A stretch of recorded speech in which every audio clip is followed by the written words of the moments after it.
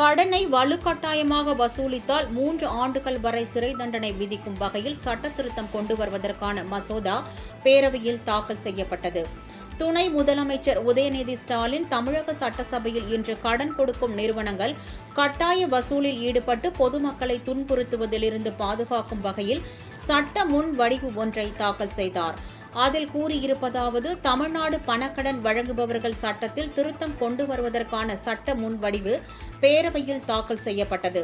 கடனை வலுக்கட்டாயமாக வசூலிப்பதால் பொதுமக்கள் மிகுந்த இன்னல்களுக்கு உள்ளாவதாகவும், அதில் இருந்து பொருளாதாரத்தில் பின்தங்கிய மற்றும் நலிவடைந்த பிரிவினரை பாதுகாக்கும் வகையில் சட்ட திருத்தம் செய்யப்பட உள்ளதாகவும் மசோதாவில் குறிப்பிடப்பட்டுள்ளது.